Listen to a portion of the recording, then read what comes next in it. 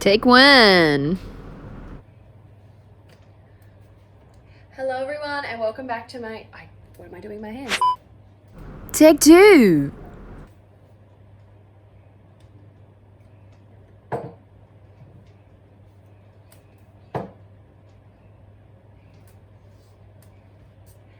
Hello everyone and welcome back to my channel. I hated that, haha.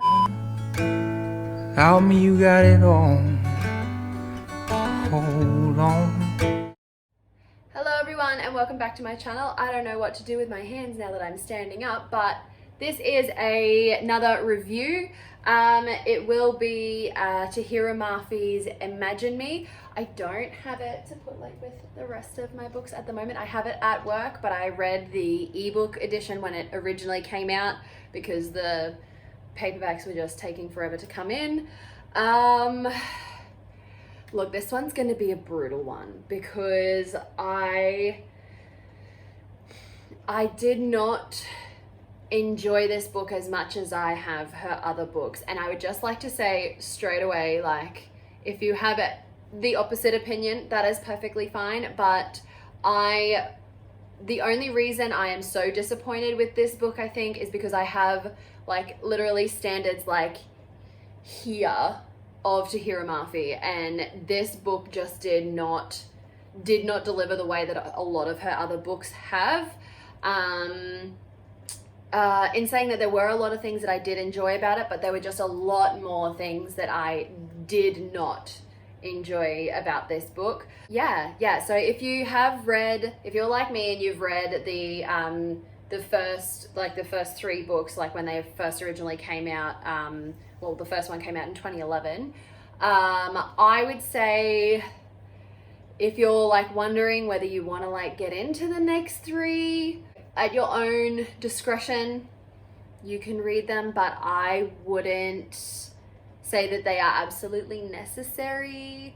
The Restore Me and Defy Me did have a lot of beautiful Warner and Juliet moments, so like with that, I think definitely, but this one I just feel like there was a lot of like the almost gets to where we wanted it to go, like in the epilogue and everything like that, but it just didn't hit the mark that Tahira normally, I hope I'm saying her name right. It's just not the mark that I normally see her writing at. So if you find that, if you have read the first three and you're like, I don't know if I want to go back to the world, then leave it at Ignite Me. I almost, oh my god. So I'm also not a rereader, so I found that it was really difficult to get into Restore Me, but once you get to about the 170 page mark, it like Restore Me and Defy Me just flow really nicely. They don't feel like the first three books in the series though, so just whatever you're feeling, like if you're feeling that you want to go into the next three, like go into it, but otherwise I wouldn't say that it's necessary that you need to go into the next three. That's basically the only like spoiler-free section that I'm going to give you, because now we're just going to really get down to business. Okay, so we'll start with the things that I really liked about this. So I really liked the camaraderie sort of once again coming up between Kenji and Warner. I really did like that.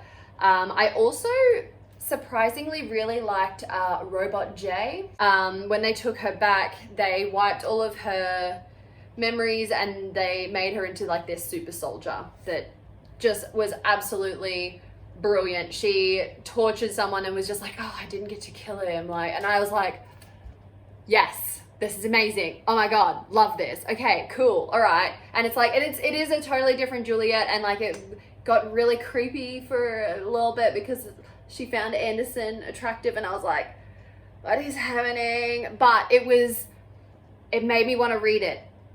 That was the whole thing. Like, and then it would go back to like Kenji and Warner, and Kenji like slowly like got through to him, and great. But yeah, I really liked the robot Julia because you did get to see like what would have happened if they had kept her, and like I don't know how to get my words out, honestly. One thing I didn't like though in that fact is that because Anderson had realized that Juliet was now this perfect soldier that they could utilize, he was like, no, we have to save her. And I was like, no, you were the bad guy the whole time. Don't make me like you. Don't make me think, oh, just right before he dies, he redeemed himself. He did not. He still wanted to use her, but still he told her to run. I hate it. I love that I hate it because, like, the story, yes, I need to have those tumultuous emotions. Yes, thank you. But yeah, I didn't enjoy that. Juliet said that she was attracted to Anderson, and then Anderson then went to Juliet's biological father to tell him about it, and he just laughed and said, oh, well, we could use this to our advantage. I was like, yuck, gross, ew. And Anderson was also like, nah, I'm not about that. And I was like, thank the Lord, because that would have been gross. Could you imagine if that, and when Warner came to rescue them and they were in a compromising situation? No. I mean, that would have been wonderfully heartbreaking, but no, it's too gross. So Robot J, I actually really enjoyed. Also, but and then again, in saying that, when Warner and Kenji do end up going and rescuing her, literally, and like he obviously, like, her powers don't work on him, so she was like, what is going on? I'll just have to fight him. And he just deflects. He just defends himself. He doesn't try and hit her back, obviously. And then she starts to sort of think, oh, do I know you? And he's like, I'm home, and it was all very emotional. That was probably one of the scenes that I really did like, but I didn't like the fact that, like, the whole place was falling apart around them, and they were just like making out in the lab, and it was all, it all felt very thrown together. It did. I'm sorry, but it really did. Like, Nazira was off, like, when Kenji and Warner were off trying to find Juliet, Nazira was off trying to hack the systems to try and get them access, and after they all caught up at the end, they were like, she was like, oh yeah, it was really easy to, like, get you guys access. So I just kind of, like, found out where all the other kids were so we could go and rescue them, and then that's going to be really easy. So they're like, do you want to just come and we'll just go and do that real quick while Warner's dealing with Juliet? And I'm like, it didn't feel like the first three books. That's all. It didn't feel the same. I don't know if because I didn't reread it, my perspective is thrown off, but I do have a colleague that rereads them like twice a year, like all of them. Yeah, that's how crazy she is. She rereads them all the time, and even she felt disappointed with how quickly it all, like, happened, especially because, like, right at the end, we don't hear about, like, what happens. Like, we don't see the, like, happy ever after with Nazira and Kenji. You literally just, like, have Nazira say, I think in about 3 to 4 months I can fall in love with you, and then, like, that's it, and then she's gone. So and then there's also, like, Nuria and Castle, like the father-daughter thing. You don't see any sort of, like, extra connection there, like any, like, final sort of thing. Also, Adam is still alive. I literally I know he did it to save James. I know that he went to them willingly to save James, but learn your lessons, man. No, what are you doing? Like, I didn't like Adam, when I finished the first 3, and I didn't like Adam at the end, especially when he's just like guarding the whole like safe hold with a big old smile on his face. Excuse me. No, not having a bar of this, Adam.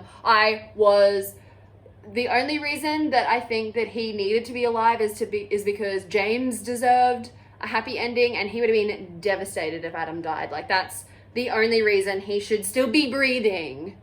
Okay? I have a lot of really strong emotions about Adam, and when I see people that say that they're team Adam, like, absolutely, you can have your opinion, but in my opinion, your opinion is wrong. Because Adam is just stupid. He is just stupid, and Warner was always the one. As you can see in the last 3 books, it was always Warner and Ella. They always kept falling in love with each other, and I absolutely loved that. Absolutely loved it. But we also found that out in Defy Me. So it sort of felt like Imagine Me was just sort of thrown together just as a really quick finisher, but it didn't feel final at all. For the last book in the series, I think, after 9 years, it did not feel final. Even in the epilogue, when we finally got a perspective for Warner, we still didn't even get the wedding. We got the day of the wedding of Warner and Juliet. Juliet, she likes to be called Juliet from everyone else but Ella with Warner for some reason. But anyway. And yeah, we got the day of the wedding, and like them picking out a wedding dress, and Warner being very un-Warner-like in the fact that he's like it's like this cheap polyester silk and blah blah blah, and it's like, Warner would not care if she wore a potato sack to the wedding, like, honestly. So why is this such a big issue, like, right in the very last chapter? I don't understand. But yeah, it didn't feel final. We didn't get the wedding. I don't know if there's going to be another little novella to just have the wedding, or like, and just like all of like the little like happily ever afters or whatever, but it wasn't what I expected it to be, and I don't know if it's maybe because I had these really super high expectations or what, but it wasn't what I expected it was going to be. So I did give it a 2 stars on Goodreads. But yeah, so if you are thinking of finishing the series, absolutely go ahead, because I mean, the story is there are still beautiful parts to the story, because that's her writing style, but it just wasn't at the same level as what the first 3 were at. So yeah, that's all I have to say about it. Otherwise I'm just gonna rant and rave forever. Okay, well, thank you for listening to my review. Please tell me what you think in the comments, because I need to know what everyone else thinks as well, because I still don't know how I feel about it. Like, there were beautiful parts to it, but it wasn't to her level. So please, if you have conflicting emotions to what I've said, also, please tell me about it. Thank you so much. All right, guys. Well, I will see you in my next video. Okay, thank you. Bye.